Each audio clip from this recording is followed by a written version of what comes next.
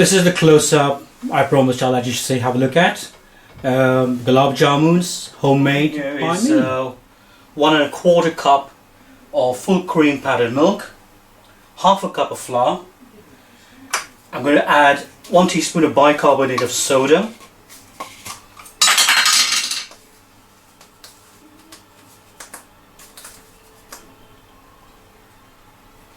And then I'm going to add the paneer, which is Indian cottage cheese. You can buy just plain cream cheese if you can't get paneer. And this is what paneer looks like. And what I do is, before mixing it all together, I'm actually going to grate it. They say crumble it and put it in, but by grating it I find you get a better... Right, I'm just going to grate the paneer.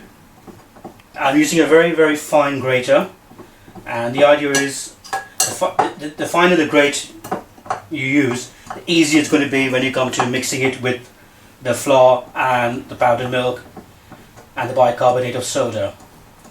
So this is going to take a little while, so I might just switch the camera off here rather than you sitting and watching 5 minutes of video. Right, in there is 1¼ cups of powdered milk, 1 teaspoon of bicarbonate of soda, and ½ cup of self-rising flour. Okay. And all you can do is just sift that in there. Right, put that in there. Get rid of that.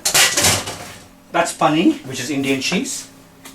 Okay. Does it have to be Indian cheese? No, you can use soft cream cheese if you want. But paneer is obviously the better one to use. Where can you buy that? Get this from Sainsbury's. Oh. Or anywhere else. Okay. You can make your own. I'll show you to make your own. Did you grate that, or did it come grated like that? No, I grated it. And the reason I grated it is because it's going to be a lot easier to mix into the flour and into the milk. Otherwise, it just takes... If you put in large pieces, it just takes forever to do. This is only 130 grams of cheese. That's not a lot of cheese there. Okay. But I use a very, very fine grater to make that. And so obviously you can see why, because then I could mix that all in. Oh, it's just your hands on it. Yeah, and I don't need my picture of me. So you got to rub it in. So nice and breadcrumby. So there's bits of cheese. This is when I grated it, because if the piece of cheese gets too big, it's not going to mix properly. Okay. So just do that. And how much does this make? I've never really counted. Okay. Lots. Does it? You'll be surprised how many come out. Because it looks like quite a little bit there. No, it's tons of it in here. Oh wow. Okay. If you remember what I made for Auntie Christine, yes. 2 huge balls, yes. that was just twice this amount. Really? Yeah. And all that amount? And all that amount. Bloody hell. And just, so did I expand or something? Yeah. That's why you got bicarbonate soda, which makes it soft and fluffy.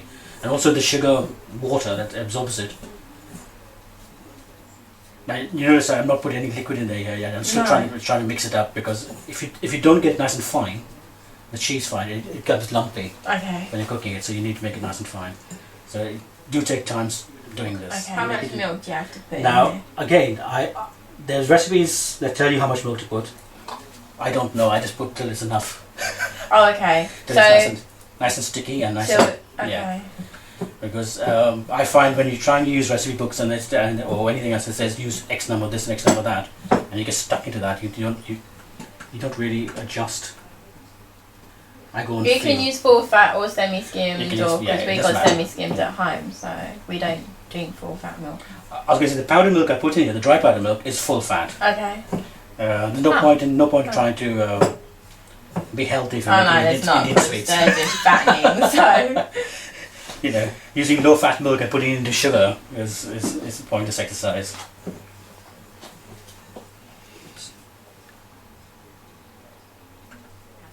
Too much sugar. Yeah, this is really nice and smooth. You can see it's nice and smooth now, so this is the right consistency. So, to make them nice and brown when they fry, if you just put some milk on it, rolling it. 2 things the milk does: it makes it nice and smooth. Yeah. I should show that to the camera. It makes them nice and smooth. And then also, when you're frying them, the milk goes brown. I don't get to watch it anymore because it's on before I get home. But you get 2 teens and get a judge. No, it's not ready steady cook. It's a different thing. And then you get a judge and you have to cook Yeah, but free course. they're all professional cooks and stuff on those programs. Oh. No, I don't think they are. I think this one isn't. I think this is like public. And there was an Indian lady on once. 3. You Are do you talking teams about of 3. MasterChef? MasterChef is where they. Yeah, it's MasterChef. Yeah. No, I don't think it's that either. It's you get 3 people on a team, and you get a judge that comes in and tastes the food once it's cooked. You both have to cook the same things, I think, and then your final. No, you cook the same thing, but your own style or something, and then the judge is behind. He doesn't know whose is whose. 2 plates or something it's called. Yeah. No, I don't know, but it's not famous people. Not famous people. It's obviously a competition, isn't it? Yeah, but there was this Indian lady on with 2 people, and she just, to me, she didn't seem like she was cooking proper Indian style. But anyway, you should go on stuff like that. I'll go with you. 1 second. Patsy, because this is for Patsy, right? Patsy, that's them all rolled out, and now I'm just going to fry them for you. So we're going to take them over to the cooker. Oh, haven't cracked it out. Mix it, and then put it on the heat and just let it. But if you fry these and put them straight when it's hot, then they disintegrate. Okay. So you've got to let the sugar go cold. Oh, the sugar goes cold. Yeah. So you put them in hot still. These in hot, but sugar cold. Cold. Okay. So you don't have to wait for them to go cold also. Not necessarily, no. Okay. But if you put them in the warm sugar, where if you boil it and Yeah. then you put it in, then they just disintegrate. When did you make that sugar I did then? this morning. Oh, Early okay. this morning. So it's 2 parts, 2 parts, 1 part water. 1 part water, 2 2 parts sugar. Whatever measure you use. You notice I've turned the heats down a bit, because you don't want it to burning. You don't want it Yeah. to hot. I can smell it as well, so you know they're cooking. Yeah. Should we go for lunch next week as well? Rich?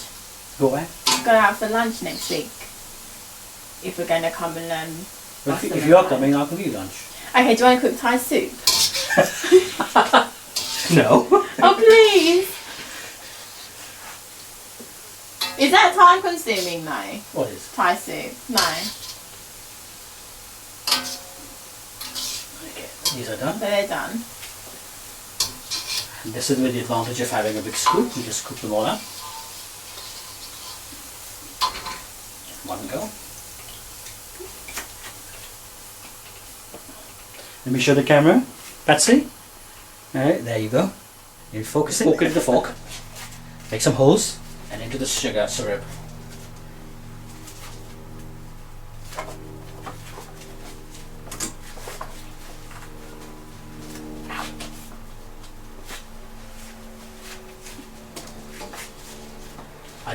I normally don't get it a bit cooler before I do this, but because you're here and I'm doing it for you, so I'm burning myself. Hope you appreciate that. I do. The pain.